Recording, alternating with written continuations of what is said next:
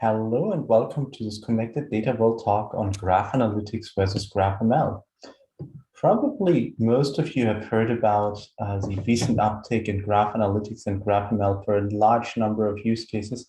And I actually truly believe graph is the future of AI. Just if we look at what companies like Uber and DeepMind are doing, if we look at what's happening in drug research or computational chemistry. So also, if we look at Gartner trends, there's a clear uptake in how we can leverage graph. And I think here this audience can probably truly appreciate this uptake, which many of us probably have seen coming for the last years. I'm Jörg. I'm the CTO over at RankerDB, a graph database. So I actually deal with that on a daily basis, and also very passionate about graph machine learning and graph ML. Also, for example, teaching an array course on that. So, but let's actually dig into and let's also see what this talk is about.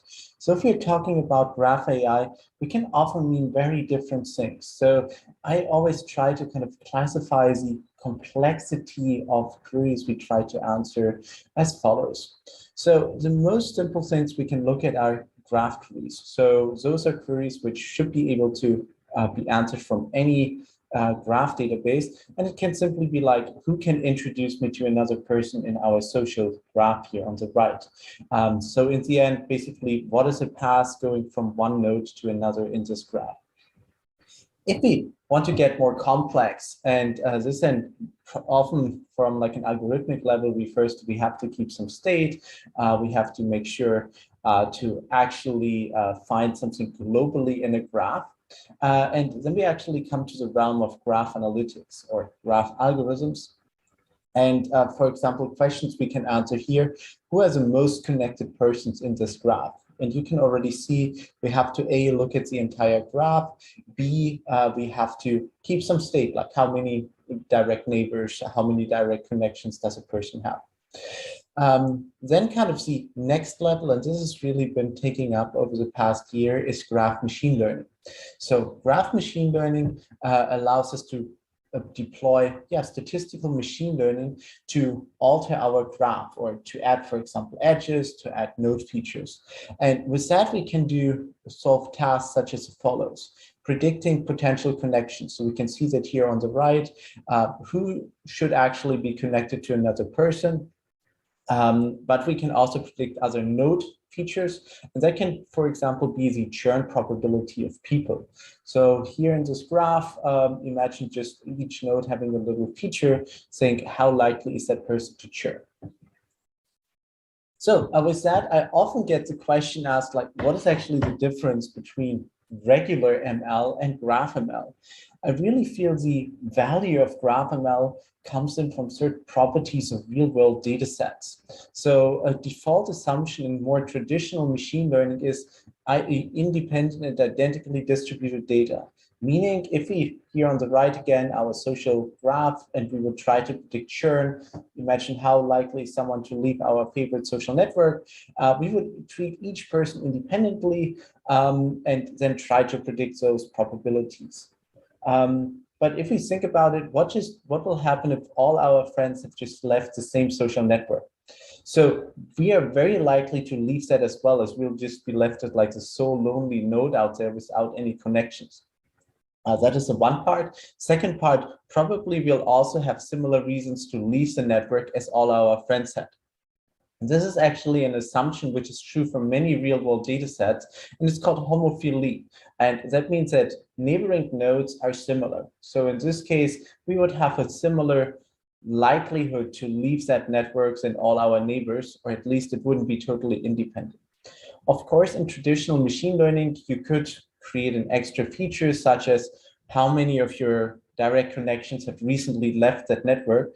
But you see, this is an explicit feature we have to create, we actually have to consider up front. So let's dive a little bit more into what we can do, or what actually graph analytics is about. Graph analytics, sometimes also referred to network analysis.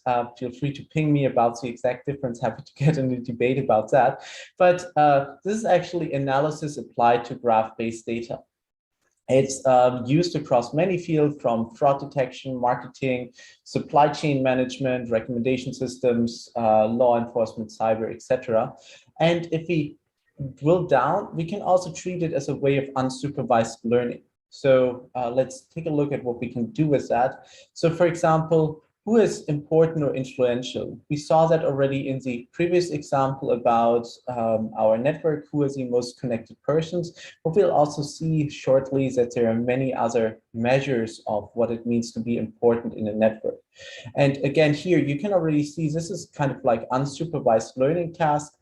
We just have the graph. We don't necessarily have a training target, but we can still identify who would be important or who not. So we kind of get an outcome.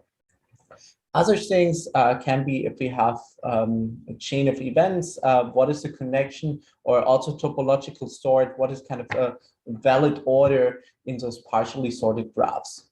And important questions, especially in computational chemistry, is, for example, are two graphs the same, which isn't as easy to answer as you might think. And there exists a large number of algorithms for that as well.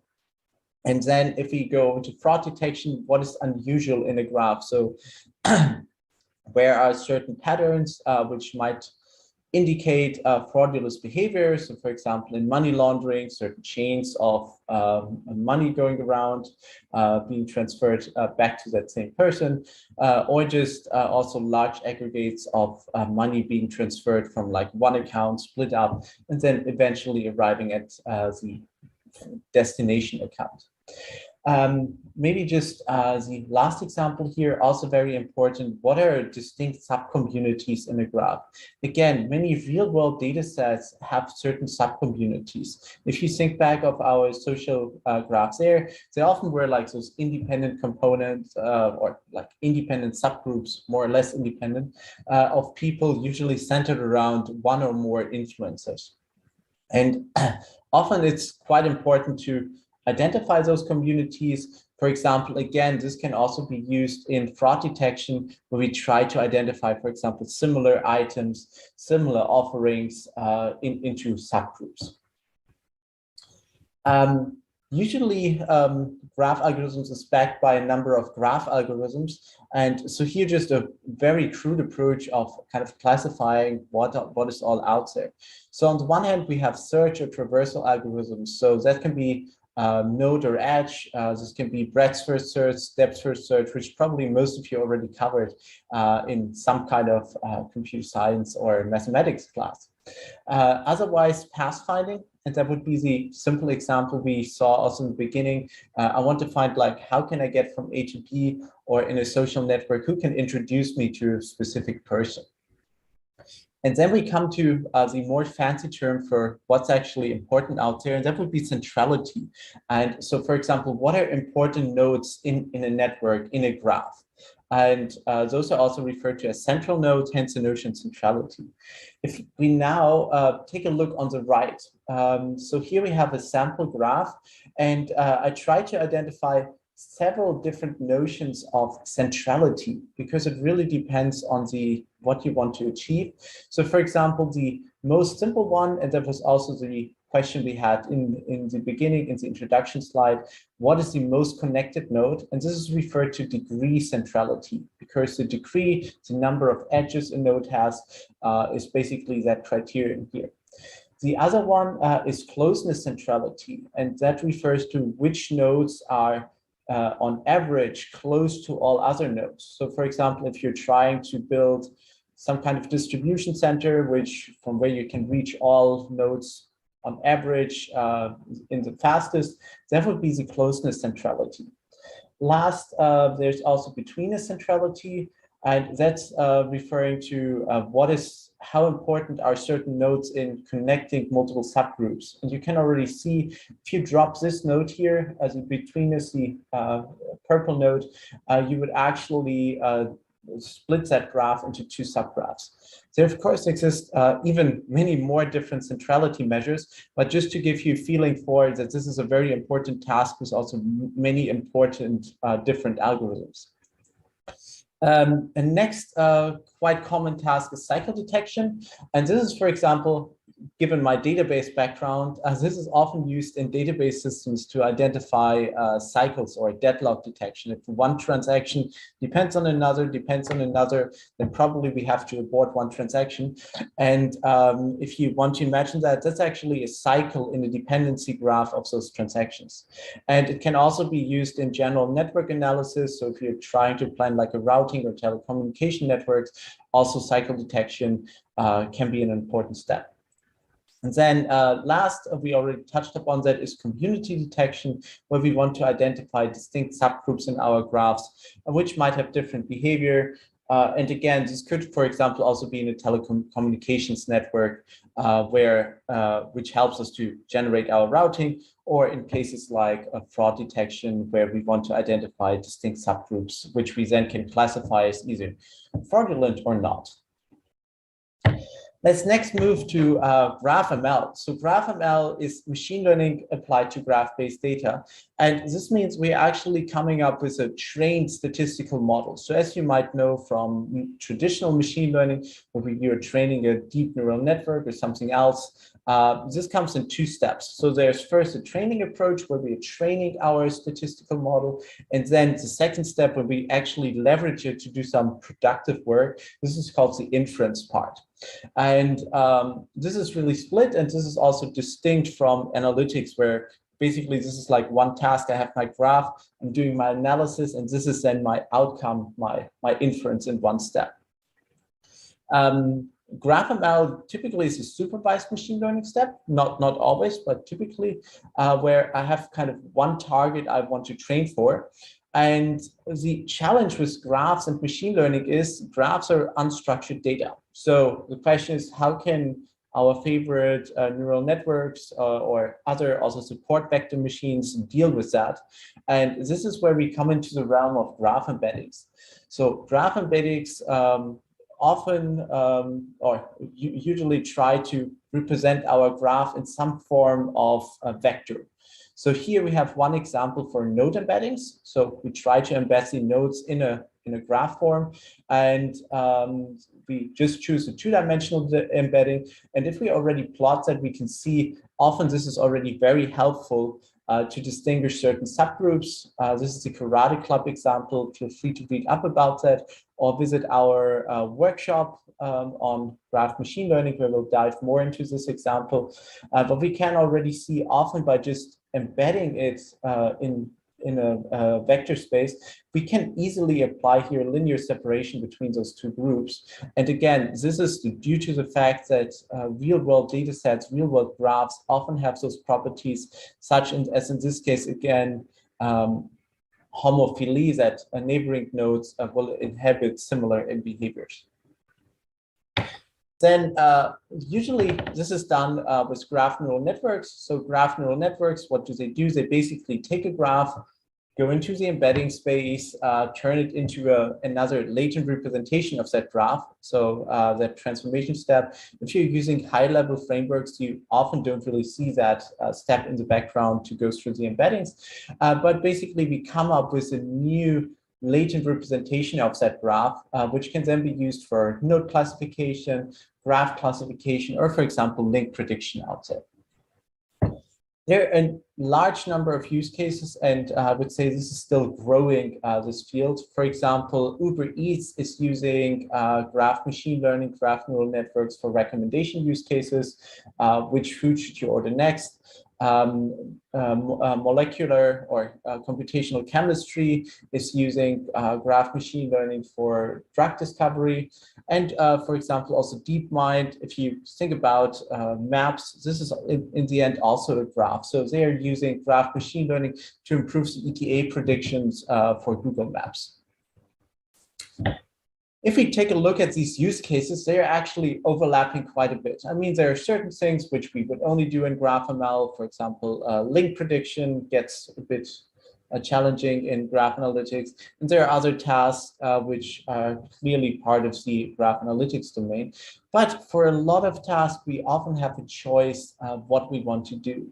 And this is actually what the remainder of this talk is about. when should we choose in this middle space here when we actually have options? What are our trade-offs between choosing a graph analytics solution and a graph ML solution? First question for this is probably performance. So how long does it actually take to get a result? In graph analytics, this really depends on the algorithm, but as said in the beginning, typically we have to look at the overall graph, and we also have to recompute that or rerun that algorithm for any new query and any updated graph. So overall performance, it can be really fast if we have a simple algorithm, but especially on large graphs, often performance is a challenge out here. In graph machine learning, this performance or the performance cost is actually split across the two parts. So training, we need to train our statistical model, and then inference. Modern graph machine learning is often using inductive techniques. So we don't actually need retraining if we have a new query or an updated graph. And also with that, the inference part, which is what we typically care about if we need a quick result, is also constant in graph size. So in the end, in graph machine learning, we pay an upfront price in the training, but then often, again, it slightly depends on the model complexity, we can achieve pretty fast inference times, which is, as said, then also constant in terms of graph size. We can leverage specialized hardware for that. So for example, GPUs, they're really good in training and also doing inference on those neural networks. And so in the end, if we really care about fast inference performance, graph machine learning can give us this edge here, because we train a statistical model, and then once we have that, we don't have to go across the entire graph, but can just look at the narrow field of that graph.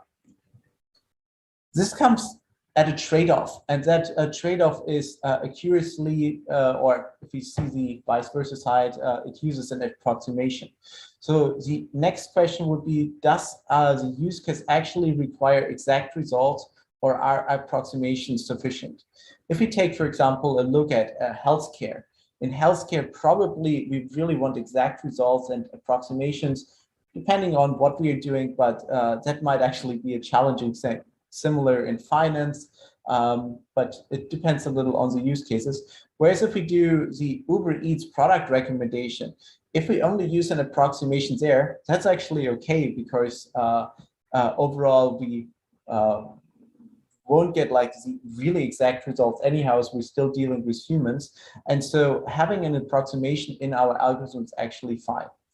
The other aspect when we talk about those approximations, or the statistical model aspect of graph neural networks, also comes to reproducible results.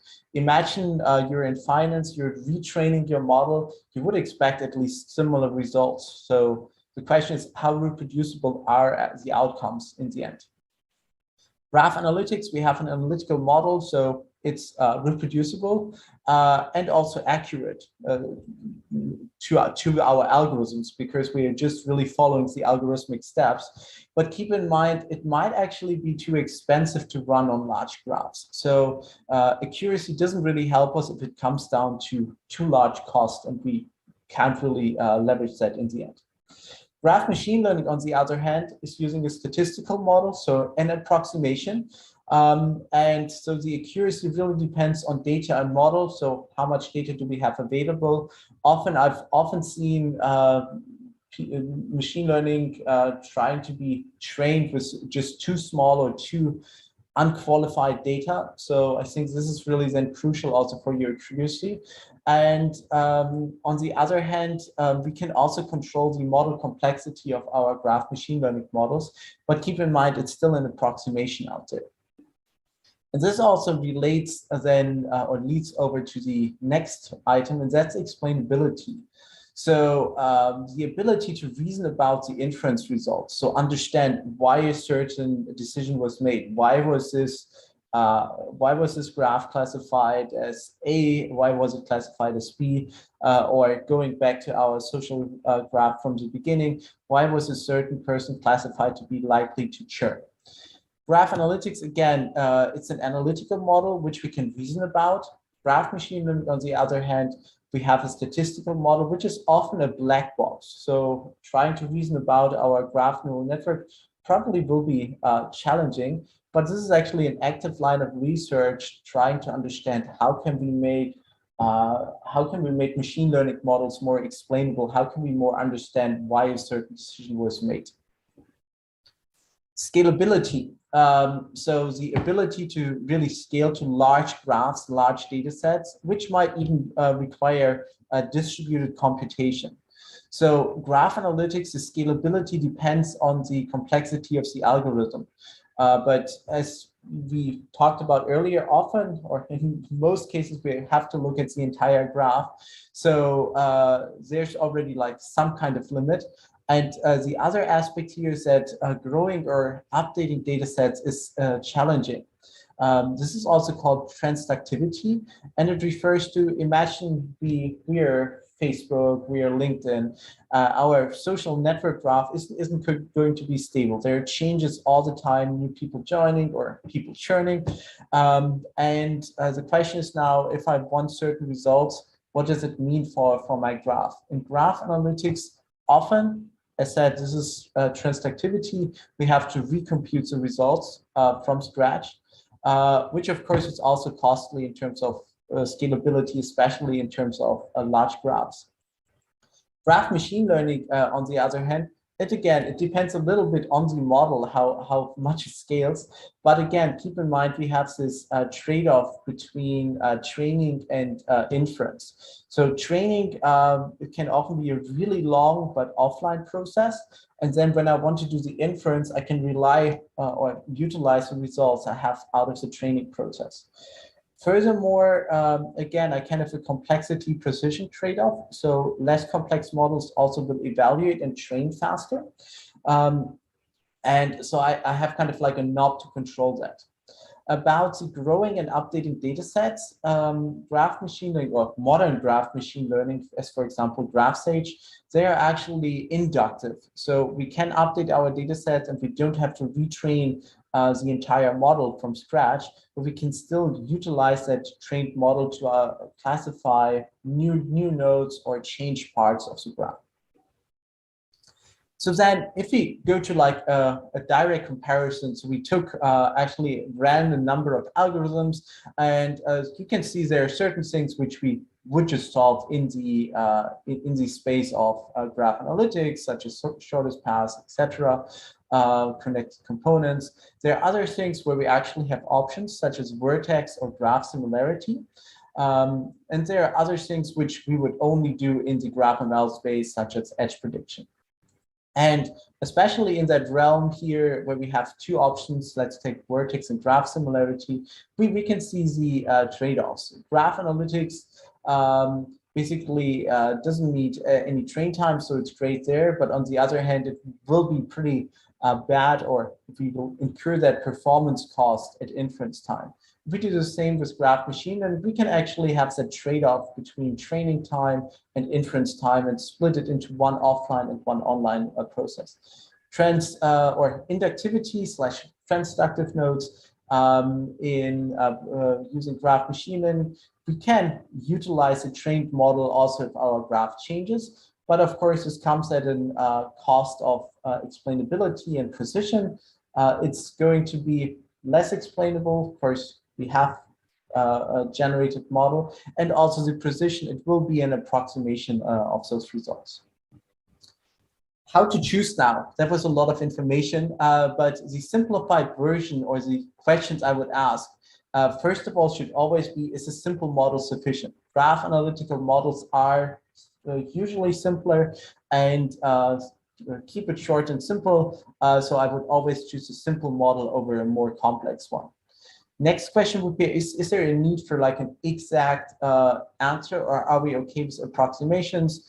If we are okay with approximations, this could be an enabler for graph machine learning. If we really always need very exact answers, we'll probably stay in the realm of graph analytics. But keep in mind, this might actually be unfeasible depending on the data size. And this is exactly the next question. The smaller the data set, the more likely we are happy in the data analytics space. The bigger the data set, this might actually mean we are able to train a larger model, but B, also might require graph machine learning.